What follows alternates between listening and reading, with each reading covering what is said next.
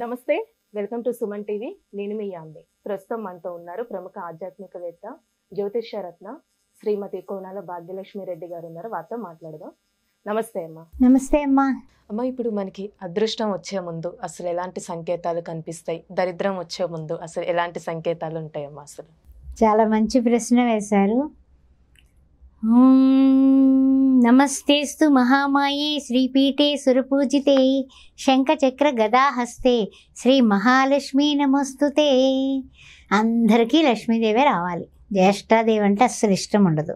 Positives అన్నీ మహాలక్ష్మి స్వరూపాలు, జ్యేష్ఠాదేవి స్వరూపాలు నెగిటివ్స్. అలా తీసుకుందాం ఫస్ట్. అయితే ఏంటంటే ధనలక్ష్మి యొక్క రాక అంటే అందరికీ ఇష్టమే కదా. ఇష్టమే, చాలా చాలా ఇష్టం.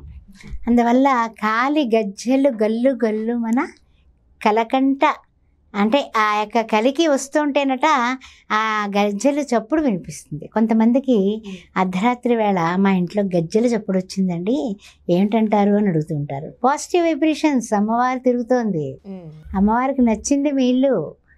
అందుకని రాత్రిపూట మనం అన్నాలు తినేసి పడుకునేటప్పుడు సింక్లో ఏ విధమైనటువంటి గిన్నెలు ఉంచరాదు.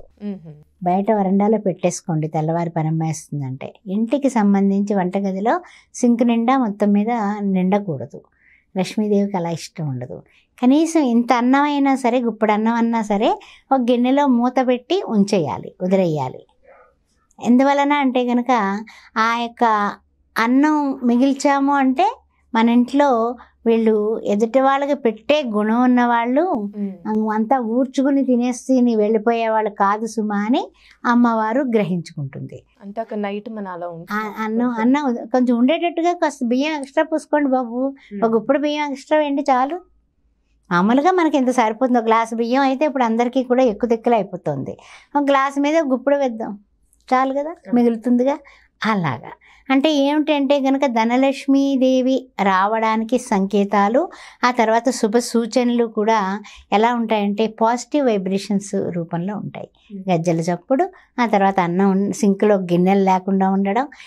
ఎదర ఫస్ట్ మనం గృహానికి ముందు ఆరంభ గుమ్మం ఉంటుంది కదా, ఎలాంటి అపార్ట్మెంట్లో ఉన్నా కూడా దానికి మంగళవారం శుక్రవారం అయినా పసుపు రాసి బొట్టు పెట్టండి. రోజు పెట్టమంటే తిడతారు, మీరు కొడతారు కూడా అని. అందుకని పసుపు రాసి మంగళవారం శుక్రవారం పెట్టండి. అప్పుడు ఏమవుతుందంటే నెగిటివ్స్ రానివ్వకుండా ఆ పసుపు మనకి సూక్ష్మక్రిములే కాకుండా నెగిటివ్నెస్ని ఆపుతుంది. ఎందుకు? పసుపు రూపంలో ఎవరుంటుంది? హిరణ్యవర్ణం హరిణిం. ఆ హిరణ్యవర్ణంలో ఉంటుంది, బంగారు రంగుతో పసుపు రూపంలో ముద్దలా ఉన్న గౌరీదేవి మన గడప దగ్గర కూర్చొని ఎవరిని కూడా రానివ్వదు, చెడ్డని రానివ్వదు. మంచిదేగా, అది అయిపోయింది. సరే, నాలుగో విషయం ఏమిటంటే కనుక అత్యాస, విపరీతమైనటువంటి అత్యాస ఉంటే నెగిటివ్ గుణాలు ఎక్కువైపోతాయి. ఇప్పుడు మీరు బాగున్నారు, ఏదో మంచి డ్రెస్ వేసుకున్నారు, బాగున్నారు. మీ వయసు వస్తుందా? నాకు రాదు. మీ అందం వస్తుందా? రాదు. మీ యొక్క డ్రెస్ వేసుకోగలనా? వేసుకోలేను. మీలా చిన్న బొట్టు పెట్టుకుని చక్కగా ఉండగలనా? ఉండలేను. ఈ వయసు పెరిగింది, మన బొట్టు పెరిగింది, మన ఆచార అవతార ధర్మాలన్నీ మారాయి. కానీ అలా ఉండాలనే వేషధారణ చేసుకున్నా కూడా అపహాస్యం పాలవుతాం. అందువల్ల ఏది కూడానమ్మా అత్యాశకి పోకూడదు. ఆశపడే ఆడది అనేదో సినిమాలో డైలాగ్ కూడా ఉంటుంది. అలాగా ఆశ విపరీతమైనటువంటి అత్యాశకి పోతే మనకి లేదని ఏడుపు కన్నా ఇతరులకి ఉన్నదని ఏడుపు నిన్నే నాశనం చేస్తుంది. వ్యాధి రూపేణ గచ్చిత, వ్యాధి రూపంలో నిన్ను తినేస్తుంది. వాళ్ళ గురించి మాట్లాడుకొని చెప్పుకొని వాళ్ళకి ఫోన్ చేసి వీళ్ళకి చేసి ఈ నెగిటివ్ అంతా నువ్వు ఇల్లంతా నెగిటివ్తో నింపేస్తున్నావు, నీకు పాజిటివ్నెస్ ఇది. ఇంద్రుడు కూడా చెప్పాడు, అత్యాస అసూయ అహంకారము ఉన్న ఇంట్లో అమ్మవారు ఉండదు అని ఇంద్రుడు చెప్పాడు. మరి ఆ విషయం మర్చిపోతే ఎలాగా? అంటే అడిగాడనమాట. నారదుడికి పాపం పని పాట ఏముండదని మనం సినిమాల ద్వారా తెలుసుకుంటూ ఉంటాం కదా. నారదుల వారు మంచి విషయాలు అడుగుతాడు. ఆయన 10 మందికి పనికొచ్చే విషయాలు అడిగేటటువంటి నారదుడు. ఆయన అడిగాడు ఏమనంటే గనక, ఏముంటే ఇంద్రుడితో అడిగాడు, ఏం జరిగితే ఆడవాళ్ళు ఎలా ఉంటే ఇల్లంతా కూడా పాజిటివ్నెస్తో నిండిపోతుంది, అంతా కూడా ఎలా ఉండాలి అని అడిగితే అత్యాశ ఉండకూడదు, ఇంద్రుడు చెప్పిన మొట్టమొదటి మాట.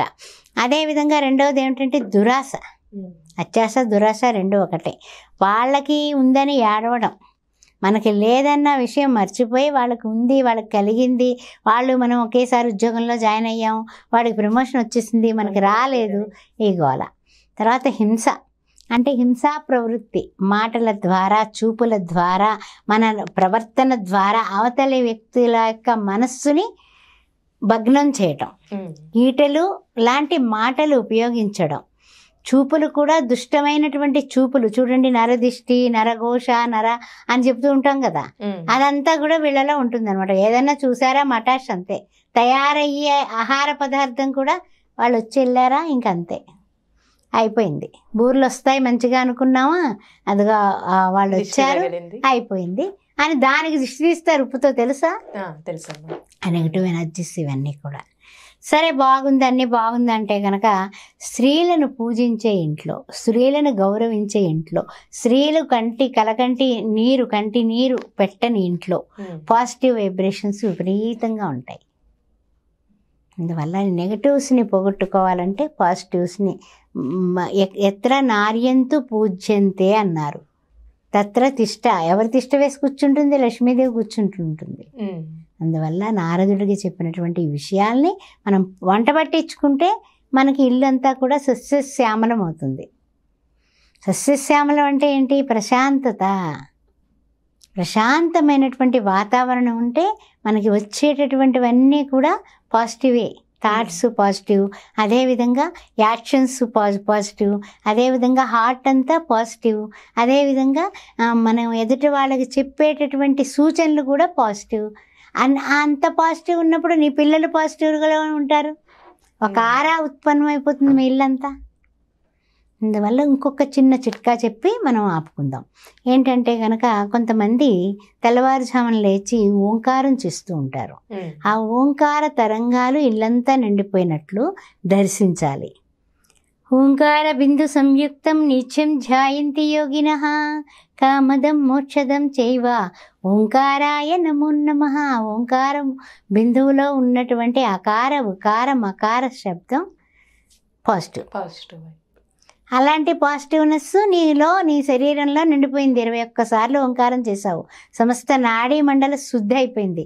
బీపీలు, షుగర్లు అన్నీ కూడా గోవిందం భజ మూఢమతే పారిపోయాయి. ఇప్పుడు మరి నీకేంటి? అంత పాజిటివే కదా. నీ ఇంట్లో నీ పిల్లలు, నీ భర్త, నీ భార్య అందరూ కూడా పాజిటివ్లో వెలిగిపోతున్నారు. అందరికీ ఉన్న రుగ్మతలన్నీ కూడా నీ యొక్క ఓంకార శబ్దంతో పారద్రోలుతున్నావు అనే ఊహాత్మకంగా నీవు ఊహించుకుంటే ఇల్లంతా పాజిటివ్ అయిపోతే ఇంకేం కావాలి చెప్పండి. అందువల్ల నీ యొక్క సంకేతాలు, సూచనలు శుభమైనటువంటివి చక్కగా మనకి అహంకార నిర్మూలనతో చేయటం ఒకటి. 2 ఏంటంటే దురాశ విడిచిపెట్టడం, అత్యాశని పారద్రోలడం. ఏ కొబ్బరికాయన్నా కొట్టినప్పుడు పువ్వు వచ్చింది అనుకోండి, మీ ఇంట్లో శుభం జరుగుతుంది, శుభవార్త వింటారు అంటాం కదా మనం. అదే కుళ్ళిపోతే అయ్యో ఏమైపోతుంది. ఇవన్నీ కూడా మనం ఆవుని సేవించడం, వారానికి ఒక్కసారైనా సరే ఆవు యొక్క కృష్ణ భాగాన్ని దర్శించి దండం పెట్టుకొని పసుపు కుంకుమ గ్రాసం వేసి రావడం, ఆ తర్వాత కుంకుమ ధరించడం, తర్వాత నవ్వుతూ ఉన్నటువంటి శ్రీ మహాలక్ష్మీదేవిని పటం ఇంట్లో పూజలో పెట్టుకోండి. ఎప్పుడెప్పుడో పూర్వీకుల పటాలన్నీ కూడా దండం పెట్టుకొని ఏదన్నా సరే నదిలో కలపడం కానీ అలాంటివి చేసుకొని మంచిగా ఆనందంగా ఉన్న మహాలక్ష్మీదేవిని, లక్ష్మీనారాయణని పెట్టుకోండి పూజలో. మంచి వైబ్రేషన్స్ వస్తాయి. ఇవన్నీ పాటిస్తే చాలు కదా. చాలా చక్కగా తెలియజేస్తారమ్మా, ధన్యవాదాలు. ఓం శ్రీ మాత్రే నమః.